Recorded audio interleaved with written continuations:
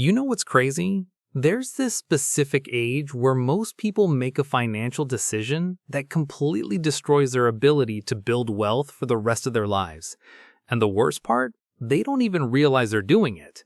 I'm talking about the age where you finally start making decent money. But instead of building wealth, you accidentally lock yourself into a lifestyle that makes being rich basically impossible. And if you're thinking, that's literally me, yeah, stick around, because what I'm about to show you is uncomfortable, but it might be the most important thing you hear all year. Hi, I'm Sam.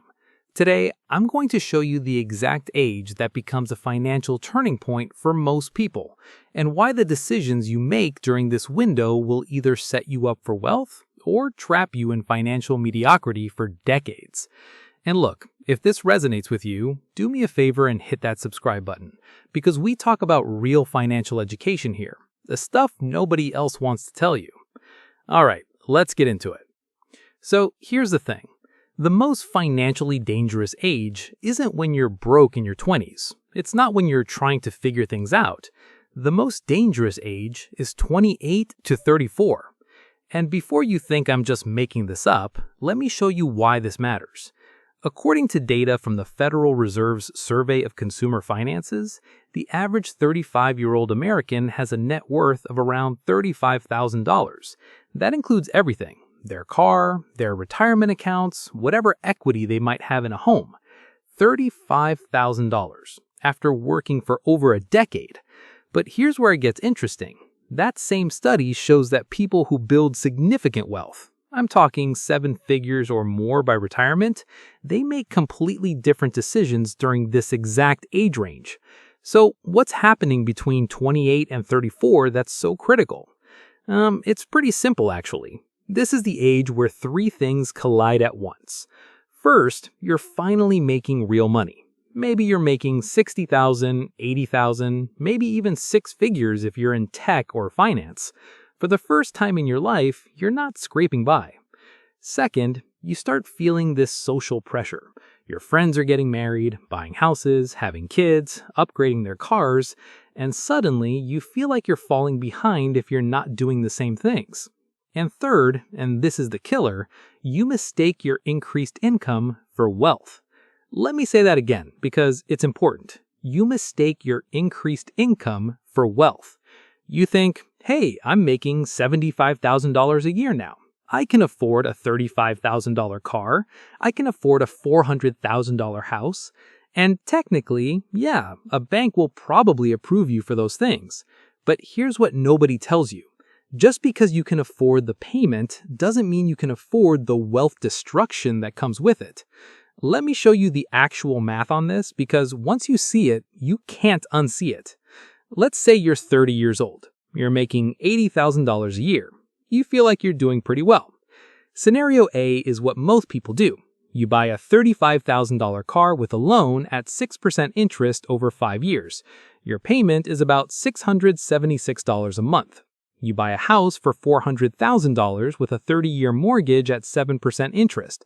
Your mortgage payment is around $2,660 a month. Plus property taxes, insurance, maintenance, you're looking at closer to $3,200 a month for the house. So between the car and the house, you're spending $3,876 every single month. That's $46,512 a year. Now, after taxes on an $80,000 salary, you're taking home maybe $58,000. You're spending $46,500 on just the car and the house. That leaves you with $11,500 for everything else: food, utilities, insurance, gas, going out, emergencies, everything. You're not building wealth, you're surviving. But here's scenario B, the one that actually makes you rich. Same $80,000 salary, but instead you keep driving your old car. Maybe it's paid off. Maybe you buy a $10,000 used car in cash. And instead of buying a $400,000 house, you rent a decent place for $1,500 a month. Suddenly, your monthly housing and transportation costs are $1,500 instead of $3,876. You just freed up $2,376 every single month. That's $28,512 per year. Now, here's where it gets wild. If you invest that $28,512 per year in a simple index fund averaging 10% returns, which is basically the historical average of the S&P 500, do you know what you have in 20 years? $1.8 million. Let me say that again. By making different choices at age 30, you have $1.8 million by age 50. Meanwhile, the person in scenario A, they have a paid-off house worth maybe $500,000 if they're lucky, and basically nothing else. Oh, and they had to replace that car at least 3 times. Same income, completely different financial futures. And the crazy part is, the person in scenario B was probably happier along the way because they weren't stressed about making massive payments every month. Now, I know what some of you are thinking. But Sam, I need a nice car. I need a house. That's what success looks like. And this is where the psychology comes in, because this belief, this idea that you need to look successful in order to be successful, is the exact thing that keeps you broke. There's this concept in behavioral economics called lifestyle creep. It's when your spending increases at the same rate as your income, or sometimes even faster. You get a raise, you upgrade your apartment. You get a promotion, you buy a nicer car. You get a bonus, you book a luxury vacation. And look, I'm not saying you should never enjoy your money, but here's the thing. Most people don't understand. True wealth isn't about what you spend, it's about what you keep. There was a study done by Dr. Thomas Stanley, the guy who wrote The Millionaire Next Door, and he found that 80% of millionaires in America are first-generation wealthy. They didn't inherit their money, they built it. And you know what the most common trait among them was? They lived below their means during their highest earning years. These people made 6 figures, but drove 10-year-old Toyotas. They could afford a $2 million house, but they lived in a $400,000 house instead. They could afford to eat out every night, but they meal prepped on Sundays. They looked completely average, but they were building wealth quietly in the background. Meanwhile, the people who looked rich, the people with the luxury cars and the big houses and the designer clothes, most of them were one layoff away from financial disaster. See, here's the thing about age 28 to 34. It's when you're the most vulnerable to this trap, because you finally have enough money to fake wealth, but you don't yet have enough discipline or financial education to build real wealth. You're comparing yourself to your peers who are all making the same mistakes, and so it feels normal. It feels like what you're supposed to do. But normal is broke. Normal is living paycheck to paycheck on a 6-figure income. Normal is having a negative net worth at age 40.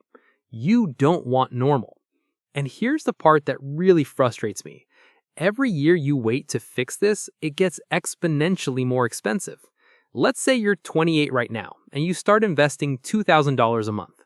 By the time you're 65, assuming that same 10% average return, you'll have about $11.5 million.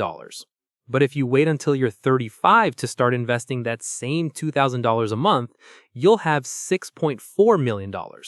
You waited 7 years, and it cost you $5.1 million. 7 years. $5 million. That's the cost of thinking you have time. That's the cost of saying, I'll start investing seriously after I buy the house, after I pay off the car, after the kids are older. The math doesn't care about your excuses. And look, I get it. There's a lot of pressure to keep up with everyone else. When all your friends are buying houses and new cars and going on expensive vacations, it feels weird to be the person still driving a Honda Civic and living in a regular apartment. But here's what I want you to understand. Your friends are probably broke. Like, seriously. Most of them have a negative net worth. They owe more than they own. According to Northwestern Mutual's 2024 Planning and Progress study, the average American has $104,215 in debt, and that's not including their mortgage. So when you see someone driving a $70,000 truck, there's a very good chance they don't own it. The bank does. When you see someone posting from a resort in Bali, there's a good chance it's on a credit card that they're going to be paying interest on for the next 3 years. You're comparing yourself to a mirage. Real wealth is invisible. It's in investment accounts. It's in assets that generate income. It's in the freedom to not worry about money. It's not in the driveway. So here's what you actually need to do if you're in this age range, or even if you're past it and you're realizing you've made some of these mistakes. Step 1, audit your current lifestyle. Write down everything you're spending money on. Everything. And then ask yourself, honestly, is this moving me toward wealth or away from it?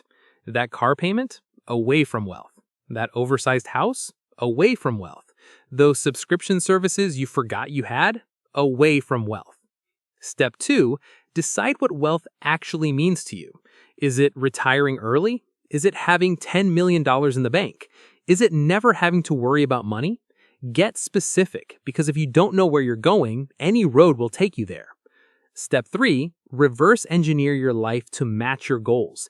If you want to retire at 50 with $5 million, you need to be investing a specific amount every single month starting now. Calculate it, and then restructure your life to make that number possible. That might mean downsizing your living situation. That might mean driving a cheaper car. That might mean saying no to things your friends are doing. But here's the thing. Short-term sacrifices create long-term freedom. The people who are willing to live like no one else for a few years will get to live like no one else for the rest of their lives. Step 4, automate everything. Set up automatic transfers to your investment accounts. Make it so you never even see that money, because if it hits your checking account, you'll find a way to spend it. Pay yourself first. Always. Look, here's the bottom line. Age 28 to 34 is when most people either set themselves up for financial success or lock themselves into decades of struggling. The decisions you make right now, what you drive, where you live, how much you invest, these aren't small decisions. They're literally determining whether you'll be rich or broke in 20 years. You can't get this time back. You can't go back to age 30 and redo your choices. But what you can do is make the right choice today.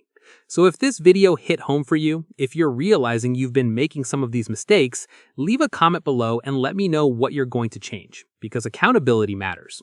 And if you found this valuable, share it with someone who needs to hear it. Subscribe to the channel if you haven't already. I'll see you in the next one.